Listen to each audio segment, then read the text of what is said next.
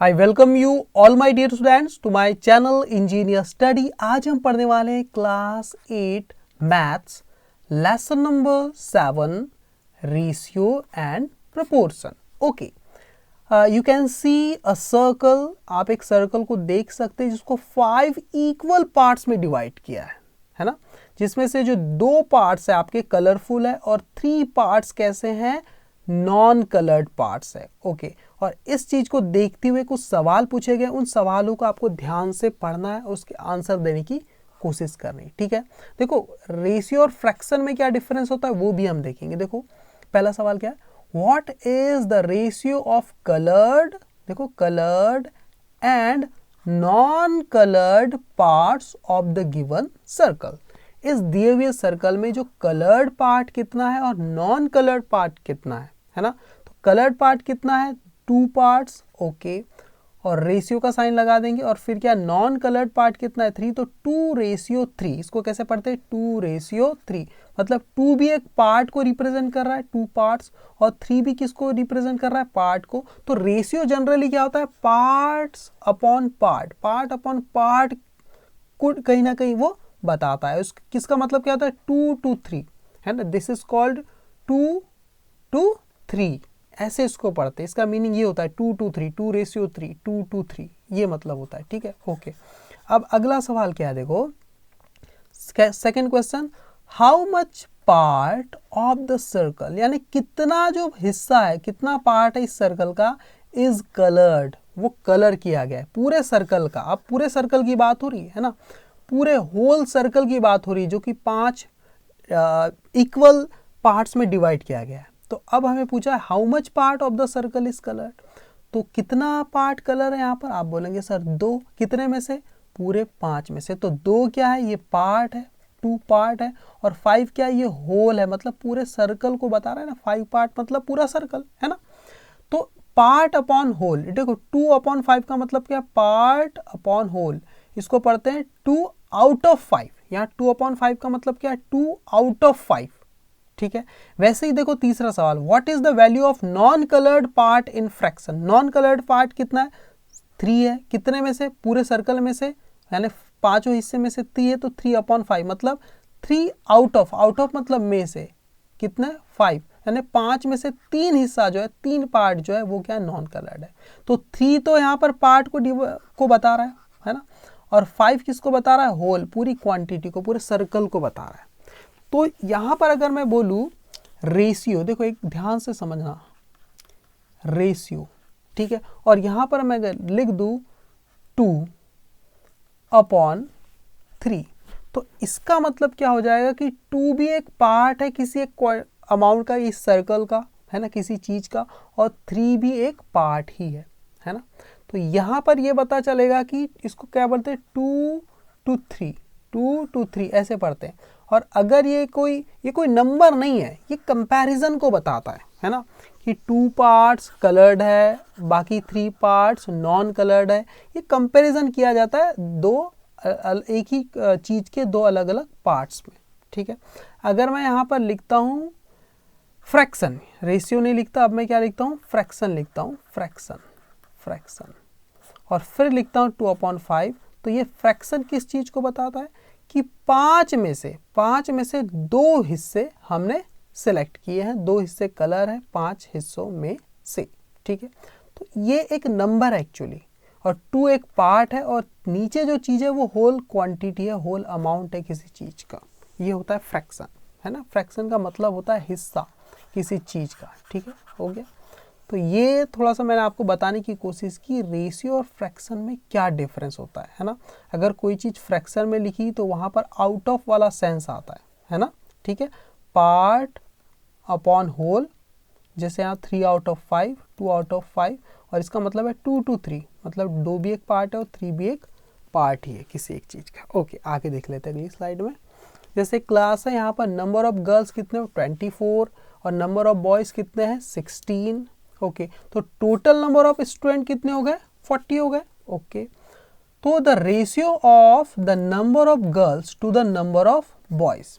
ठीक है, तो नंबर ऑफ गर्ल्स कितनी, 24। रेशियो किसका निकालना है, नंबर ऑफ बॉयज़ का, तो 24:16 होगा। तो इसको हमें सिंप्लीफाई करके लिखना पड़ता है, तो इसको हम थोड़ा सा डिवाइड करेंगे। 24/16 में जो भी कॉमन टर्म है उसको हम डिवाइड कर देंगे, ठीक है। तो 24 को हम क्या लिख सकते हैं, थोड़ा सा मल्टीप्लाई करके इसके फैक्टर की फॉर्म में। 2 12 जा 24, 2 6 जा 12, 2 3 जा 6 और 3 1 जा 3। तो आप 24 को ऐसा लिख सकते हैं ना, 2 × 2 × 2 × 3, और 16 को आप क्या लिखेंगे, 2 × 2 × 2 × 2। तो ये जो भी कॉमन चीज़ है वो हमने काट दी, तो क्या बचा हमारे पास 3/2। क्या बचा 3/2। तो इसी को हम 3:2। तो कहने का मतलब ये 24:16 को सिंप्लीफाई करके हमने 3:2 लिख दिया।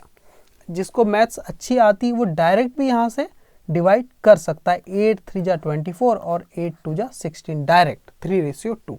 ओके, तो ये थोड़ा सा बड़ा मेथड मैंने आपको बताया, थोड़ा सा लंबा तरीका है लेकिन समझने के लिए ठीक है। ओके, तो आपका आंसर क्या आ जाएगा 3:2। तो रेशियो जब भी आप लिखते हैं तो उसको सिंपलेस्ट फॉर्म में, पूरा जो भी टर्म कट जाती है, जो कॉमन फैक्टर, उसको काटने के बाद ही आपको लिखना होता है, ठीक है। अगला सवाल क्या देखो, what is the part of the boys in the whole class. पूरी होल क्लास में से हमें पार्ट पूछा है, बॉयज का हिस्सा कितना है। तो पूरी होल क्लास तो कितने स्टूडेंट की है, 40 स्टूडेंट की है, ठीक है। तो देखो अगली स्लाइड में यहाँ पर बताया, देखो कितना हिस्सा है, 16 है। 16 आउट ऑफ 40, जो बॉयज़ कितने 16 है आउट ऑफ कितने 40 में से। इसका मतलब क्या होता है 16/40, ठीक है। तो सिंपलेस्ट फॉर्म क्या हो जी इसकी, 16/40 की 2/5 part of the whole class. जो बॉयज़ कितने हैं 2/5 पार्ट है ऑफ द होल क्लास, पूरी क्लास के। तो पूरी क्लास में कितने हैं 40 स्टूडेंट है, तो 2/5 × 40। अगर आप ऐसा करते हैं तो 5 8 जा 40 और 8 2 जा 16, तो आपके जो 16 है बॉयज़ की संख्या वो यहाँ पर निकल के आ जाती, ठीक है। ये कुछ सवाल मैं आपको ऐसे ही बता रहा हूँ ताकि आपको थोड़ा सा रिवीजन हो जाए, आपको रेशियो में कुछ आपका कॉन्फिडेंस बढ़े, है ना। ये देखो एक सवाल है ना, इसको हम पहले पढ़ लेते हैं क्या है। There are total 40 student in a class. एक क्लास में 40 स्टूडेंट है। The ratio of the number of girls to the number of boys is 3:2, है ना। 40 स्टूडेंट में से जो 3 हिस्सा है वो गर्ल्स का है और 2 हिस्सा किसका है, बॉयज का है। ऐसा यही मतलब होता है 3:2 का, ठीक है ना। ओके, 3 पार्ट्स किसके हैं, गर्ल्स के, और 2 पार्ट्स किसके हैं, बॉयज के। Then find the actual number of girls and boys in the class. Okay, बहुत आसान सवाल है। देखो टोटल ये 3 पार्ट्स किसके, गर्ल्स के, 2 पार्ट बॉयज के, तो टोटल क्लास को 5 पार्ट में बांटा गया और 5 पार्ट्स की जो वैल्यू है वो कितनी है, 40 स्टूडेंट के बराबर है। तो 1 पार्ट की वैल्यू किसके बराबर होगी, 40/5 यानी कि 8, यानी 1 पार्ट का मतलब होता है 8 स्टूडेंट्स, ये मतलब होता है। इसीलिए 3 पार्ट का मतलब कितना हो जाएगा, 3 parts means 3 × 8 is equal to 24 student. और 24 ये जो 3 पार्ट था ये किसका था सर, ये तो गर्ल्स का था। तो 24 यहाँ पर गर्ल्स होंगी आपकी, 24 क्या होंगी, गर्ल्स होंगी, ठीक है। और 2 पार्ट ये किसका था, बॉयज़ का था। तो 2 पार्ट का मतलब हो गया 2 × 8 यानी कि 16, और 16 क्या होंगे आपके, बॉयज़ होंगे। तो इस तरीके से आप चीज़ों को सॉल्व कर सकते हैं, ठीक है। अब यहाँ पर एक सवाल है, इसमें आप प्रपोर्शन के बारे में, रेशियो के बाद हमने एक प्रपोर्शन शब्द भी देखा था, प्रपोर्शन का क्या मतलब होता है वो हम समझेंगे। देखो, Rahim sells 2 kg of apples for ₹180। एक रहीम नाम का लड़का है, वो एप्पल बेचता है, 2 किलो एप्पल उसने बेच दिए 180 रुपीज़ में, 180 रुपये में। कौन, किसने, रहीम ने। और एक लड़का है जिसका नाम है रोशन, है ना, ये क्या करता है 4 किलो एप्पल बेच देता है 360 रुपये। तो whose apple are more expensive, तो किसके एप्पल ज़्यादा महंगे हैं।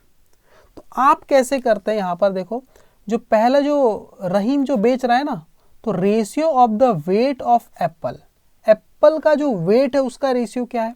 सबसे पहले यहाँ पर 2 kg एक अमाउंट दिया है तो 2 kg, जो कि रहीम बेच रहा है, और रोशन कितना बेच रहा है, 4 kg बेच रहा है। तो हमने यहाँ पर 4 kg लिख दिया और इसका रेशियो निकाल दिया, तो 2 1 जा 2, 2 2 जा 4, तो 1:2 हमें मिल गया। किस चीज़ का है ये ratio? Ratio of weight of Apple, Apple के वेट का रेशियो, ठीक है। अगली लाइन में रेशियो ऑफ देयर कॉस्ट, पहले कॉस्ट कितनी 180, जो 2 kg थी उसकी कॉस्ट 180 थी, और जो 4 kg उसकी कितनी थी 360, तो दोनों की कॉस्ट का रेशियो कितना निकला 6:12, और भी सिंप्लीफाई किए तो 1:2 निकला।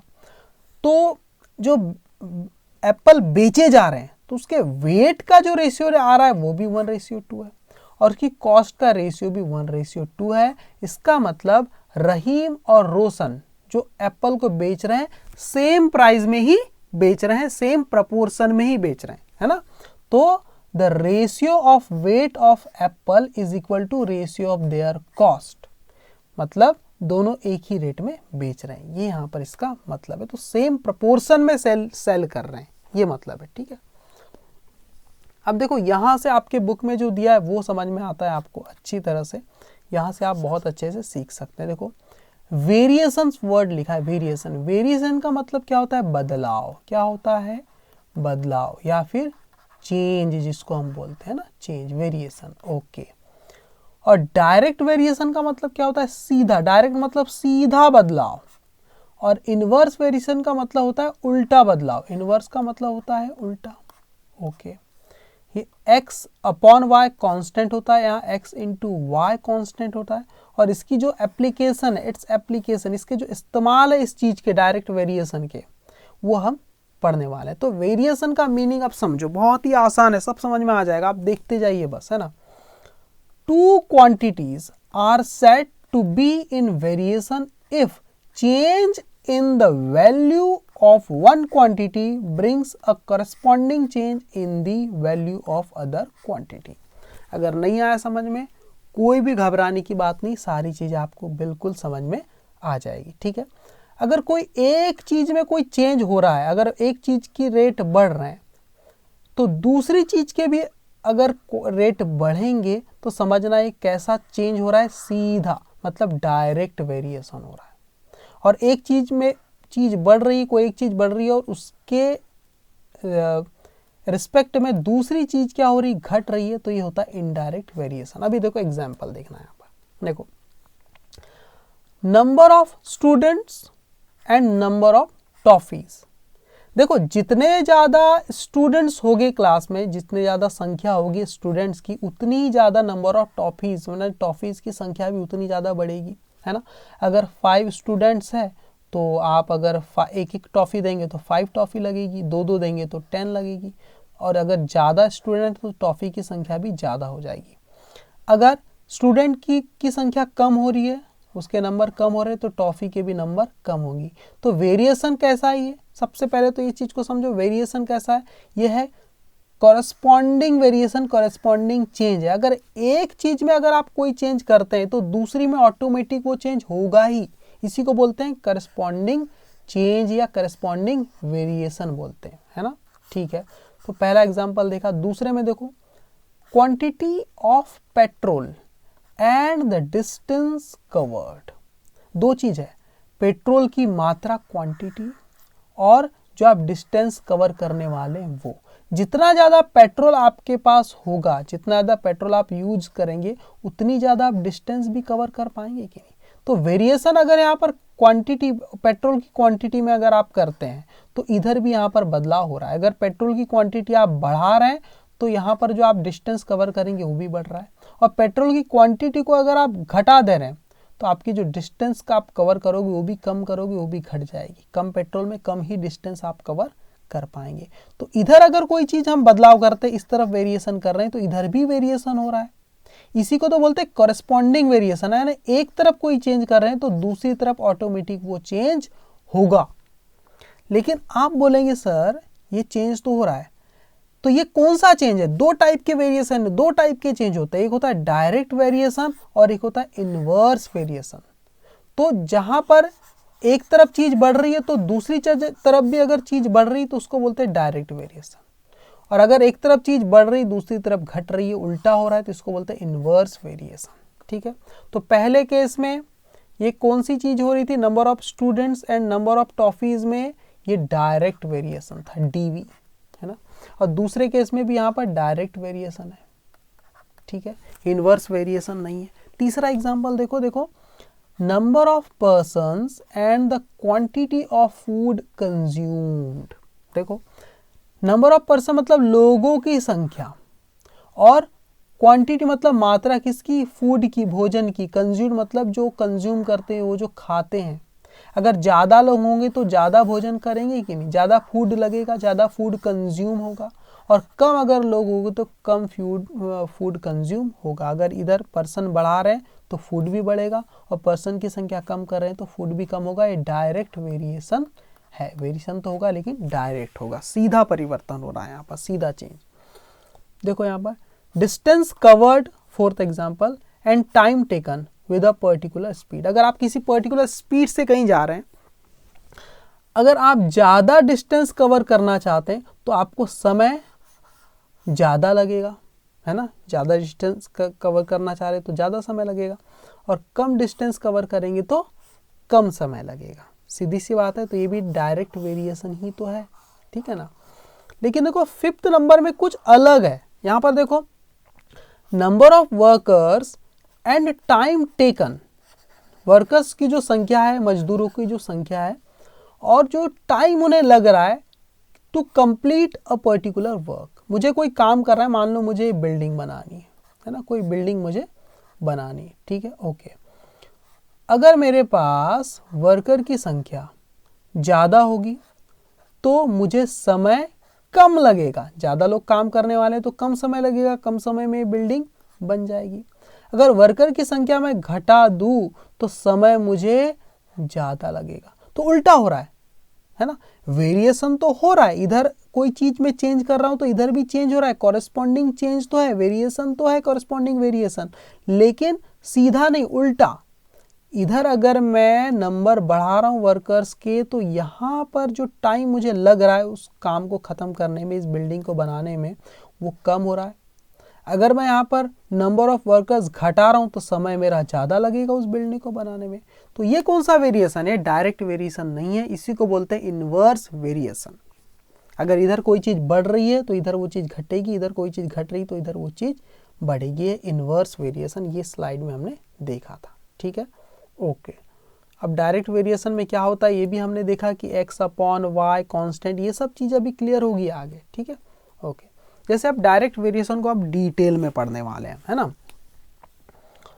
देखो एक एग्जाम्पल है, for stitching a shirt, for stitching मतलब सिलने के लिए, क्या सिलने के लिए, एक शर्ट सिलने के लिए वी रिक्वायर 2 मीटर क्लोथ, हमें 2 मीटर कपड़े की जरूरत पड़ती एक शर्ट सिलने के लिए, एक शर्ट को बनाने के लिए। Then we can easily find out the cloth required for 2 shirts, 3 shirts and so on. हमें पता है कि भैया एक शर्ट के लिए कितना कपड़ा लग रहा है, 2 मीटर, तो 2 शर्ट के लिए कितना लगेगा, 4 मीटर लगेगा, 3 शर्ट के लिए कितना लगेगा सर, 6 मीटर लगेगा। तो अगर जो हम शर्ट बना रहे हैं उसकी संख्या को, शर्ट की जो नंबर ऑफ शर्ट को मैंने x मान लिया, अगर x की क्वांटिटी अगर 1 है, अगर x का मान क्या है, x की वैल्यू क्या है 1 है, तो क्लोथ रिक्वायर्ड इन मीटर, तो कितना मीटर का कपड़ा लगेगा, जो y है y की वैल्यू कितनी हो जाएगी, 2 हो जाएगी। अगर x की वैल्यू 2 है, मुझे 2 शर्ट बनाना है, तो जो कपड़ा उसमें लगेगा y की वैल्यू कितनी हो जाएगी, 2 शर्ट के लिए, सीधी सी बात है 4 मीटर कपड़ा लगेगा। जब एक शर्ट के लिए 2 मीटर कपड़ा लग रहा है तो 2 शर्ट के लिए 4 मीटर कपड़ा लगेगा, और 3 शर्ट के लिए 6 मीटर। मतलब यहाँ से जो दूसरी चीज़ है वो जस्ट 2 गुना हो रही है। देखो 2 टू ज़ा 4, 3 टू ज़ा 6, 2 का मल्टीप्लाई हो रहा है, वैसे 6 टू ज़ा 12, है ना। समझ पा रहे हो, अभी बहुत क्लियर मैं आपको समझाने वाला हूँ डायरेक्ट वेरिएशन क्या होता है ना, क्लियर समझना। अगर नंबर ऑफ शर्ट x की वैल्यू अगर मैं 4 कर दूं, मुझे 4 शर्ट सिलनी, कितनी, 4, तो कितना कपड़ा मुझे लगेगा, 4 टू ज़ा 8 मीटर कपड़ा मुझे लगेगा, 2 गुना, है ना। जितनी शर्ट बनाएंगे उसके 2 गुना कर दो और उतना मीटर कपड़ा मुझे लगता है, ठीक है। अगर 5 शर्ट सिलनी तो कितना कपड़ा लगेगा, 5 टू ज़ा 10 मीटर कपड़ा लगेगा। 7 शर्ट सिलाई करनी 7 शर्ट की तो 7 टू ज़ा 14, तो 14 मीटर कपड़ा मुझे लगेगा, ठीक है। तो हमने क्या ऑब्जर्व किया यहाँ से, समझना बहुत ही काम की बात है कि हमने तो x मान लिया, let x denote the number of shirt को x मान लिया, और y किसको मान लिया, जो कपड़ा लग रहा है, क्लोथ रिक्वायर्ड, ठीक है। तो हमने एक चीज देखा कि अगर x की वैल्यू बढ़ रही है ना, x की वैल्यू 1 से 2 हो रही, 2 से 3, जैसे बढ़ती चली जा रही है आगे बढ़ने पर, तो जो कपड़ा लग रहा है, शर्ट की संख्या बढ़ी तो कपड़ा भी तो बढ़ रहा है, y की वैल्यू भी देखो बढ़ती चली जा रही है। x की वैल्यू बढ़ रही तो y की वैल्यू भी बढ़ रही। अगर x की वैल्यू घट जाएगी तो y की वैल्यू भी कम हो जाएगी, है ना। 7 से 6, 5, 4 ऐसा होगा तो ये भी 14 से 12, 10, 8, 6 ऐसा टाइप से घटने लग जाएगा। क्लियर है, इतनी चीज़ें तो बिल्कुल आसान है। तो इसका मतलब यहाँ जो वेरिएशन है, x में भी वेरिएशन कर रहे हैं तो y में भी वेरिएशन हो रहा है, लेकिन कैसा वेरिएशन है, ये डायरेक्ट वेरिएशन है, क्योंकि x की वैल्यू बढ़ रही तो y की भी बढ़ रही, और x की घट रही तो y की भी घट रही, ठीक है। तो ये क्या है, डायरेक्ट वेरिएशन। और डायरेक्ट वेरिएशन में एक चीज बहुत ही ऑब्जर्व करने वाली है कि x अपॉन y का, x अपॉन y ये क्या होता है, कांस्टेंट होता है, कांस्टेंट, है ना, यानी कि k आप बोल सकते हो, कांस्टेंट k से डिनोट करते हैं इसको। यही चीज हमने स्लाइड में देखी थी, यहाँ पर देखो x अपॉन y, y क्या होता है, कांस्टेंट होता है, x अपॉन y कांस्टेंट, ठीक है। तो क्या मतलब है इसका, x अपॉन y कांस्टेंट, क्या मतलब है इसका, है ना, समझना, है ना। x upon y is equal to constant, इसको k से हम डिनोट कर देते हैं, ठीक है। इसका मतलब ये कि x अपॉन y की वैल्यू हमेशा वही होगी, सेम होगी। अगर x की वैल्यू आप 1 रखते हो तो y की वैल्यू क्या रखोगे, 2, तो 1 अपॉन 2 जब आप करोगे तो ये तो 1 अपॉन 2 आ गया, ठीक है। अब x की वैल्यू आपने 2 रख दिया और y की वैल्यू 4 रख दिया, इन दोनों का जब x अपॉन y निकालेंगे तो ये तो 2 अपॉन 4 है, लेकिन इसको सिंप्लीफाई करके लिखेंगे तो 2 1 जा 2, 2 2 जा 4, तो कितना आया, 1 अपॉन 2 ही तो आया। ये 3 अपॉन 6 भी क्या है, 3 1 जा 3, ये और 3 2 जा 6, तो ये भी तो 1 अपॉन 2 ही है। तो रेशियो जब आप इसका निकाल रहे हैं अपॉन में x अपॉन y की वैल्यू निकाल रहे हैं तो हमें 1 अपॉन 2 ही मिल रहा है। तो यहाँ हमने देखा कि x और y में कैसा कनेक्शन है कि उसका रेशियो सेम आ रहा है। 4 अपॉन 8 का मतलब क्या है, 4 1 जा 4, 4 2 जा 8, 1 अपॉन 2, 5 1 जा 5, 5 2 जा 10, 1 अपॉन 2, 6 1 जा 6, 6 2 जा 12, 1 अपॉन 2, 7 1 जा 7, 7 2 जा 14, 1 अपॉन 2। तो जब भी चीजें डायरेक्ट वेरिएशन में होती है तो x अपॉन y की वैल्यू क्या होती है, हमेशा सेम होती है, एक कांस्टेंट वैल्यू हमें मिलती है जो सभी के लिए सेम मिलती है। समझ में आ गया ये चीज, तो ये हमने यहाँ पर देखने की कोशिश की, रेशियो सेम होता है, ठीक है। वही चीज यहाँ पर लिखी है, we can conclude that when x and y are in direct variation where k is a constant, x upon y is equal to k. The problem in which two variables say x and y vary directly can be solved using ये अभी समझ में आ जाएगा, ठीक है। तो इस type की प्रॉब्लम कैसे सॉल्व करते हैं, देखो एक सवाल है आपके सामने, ठीक है, बहुत ही आसान सवाल है, सॉल्यूशन हम यहाँ पर करने वाले हैं, समझना। The cost of 4 kg sugar, अगर आपने 4 किलो शक्कर खरीदी तो उसकी कॉस्ट क्या है, उसकी कीमत क्या है, 72 रुपीज। तो सवाल क्या बोल रहा है, what will be the cost of 13 kg sugar, 13 kilo शक्कर की कॉस्ट कितनी होगी। अगर 4 किलो शक्कर की कॉस्ट 72 रुपीज है तो 13 kg शुगर की कॉस्ट कितनी होगी, 72 से ज़्यादा ही होगी ना, सही बात है ना। अगर आप शुगर की क्वांटिटी अगर बढ़ाते जाएंगे तो उसकी कॉस्ट भी बढ़ती चली जाएगी, है ना। ये चीज़ बढ़ रही तो आगे की चीज़ भी बढ़ेगी। अगर आपने 13 kg शुगर लिया तो उसकी कॉस्ट तो और भी ज़्यादा बढ़ जाएगी। तो ये क्या है, डायरेक्ट वेरिएशन है कि नहीं। तो सबसे पहले हम एक लाइन लिखेंगे, let x be the weight, weight लिख देते हैं ना, be the weight, WEIGHT, weight of sugar in kg, ठीक है, ये हमने x को मान लिया, and y be the क्या है, cost, है ना, in rupees, RS लिख दिया रुपीस को मैंने शॉर्टकट में, और इसको हम एक बना लेंगे एक चार्ट टाइप का, एक टेबल टाइप का हम बना लेंगे ऐसा, है ना, थोड़ा सीधी लाइन खींच के। ये आपको टेबल बनाने हैं ना, टेबल बना के आपको आंसर लिखने हैं, ठीक है। ऐसे आप टेबल बना सकते हैं, ओके।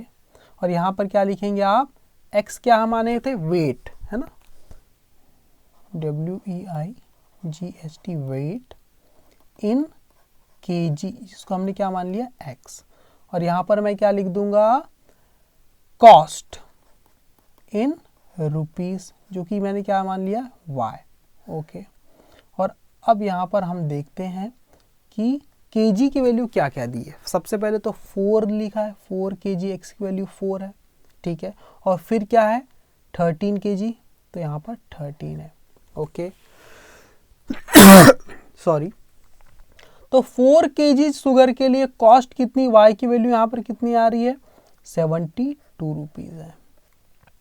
तो 13 kg के लिए हमें यहाँ पर निकालना है कॉस्ट, क्वेश्चन मार्क, मतलब 13 kg के लिए कितनी कॉस्ट लगेगी। तो हमने यहाँ पर मान के चला, हमें ये फाइंड करना है, यानी y की ये वाली वैल्यू तो हमें पता है, y की ये वाली वैल्यू हमें नहीं पता है, ये y की वैल्यू हमें पता करनी।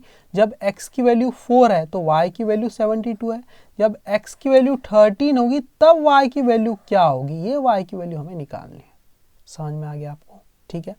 तो मैं इस क्वेश्चन मार्क के प्लेस पर अगर चाहूँ तो y भी लिख सकता हूँ, है ना। चलो देखते कैसे सॉल्व होता है ये सवाल, ठीक है। तो हमें क्या पता है, we know this is the direct variation, this is the direct variation, है ना, ओके। तो यहाँ पर क्या होता है कि x upon Y is equal to क्या होता है, ये कांस्टेंट k होता है, यानी x अपॉन वाई मतलब 4/72 लिख सकते हैं, है ना, 4/72 किसके बराबर होगा, 13 अपॉन, यहाँ जो वैल्यू फाइंड करनी है हमें यहाँ पर, उसको मैं y मान लेता हूँ, y, ठीक है। ये मैंने एक इक्वेशन टाइप की बना दी, इसीलिए यहाँ से मैं y की वैल्यू निकाल सकता हूँ। क्या निकल जाएगी y की वैल्यू, यहाँ से देखो, यहाँ y को रखेंगे, y और ये 4 का मल्टीप्लाई कर देंगे तो 4y हो जाएगा, और यहाँ पर 13 और 72 का मल्टीप्लाई कर देंगे इस टाइप से। तो यहाँ से y की वैल्यू कितनी निकल जाएगी, 13 × 72 अपॉन 4, तो y आपका निकल जाएगा, 4 से इसको काट देते हैं, है ना, 4 1 जा 4, बच गया 3, हो गया 32, तो 4 8 जा 32, तो 13 × 18, अब इसको सॉल्व कर देंगे, y की वैल्यू 13 × 18 कितनी आ जाएगी y की वैल्यू, आप उसको निकाल सकते हैं, है ना। तो 13 8 जा 104 का 4 लिख देंगे, 10 बच जाएगा, 13 वजह 13 प्लस 10 कितना हो जाएगा, 23, तो 234 ये मेरा y की वैल्यू निकल जाएगी, 234, ठीक है। तो इस टाइप से आप चीज़ों को सॉल्व कर सकते हैं बिना किसी प्रॉब्लम के, ठीक है।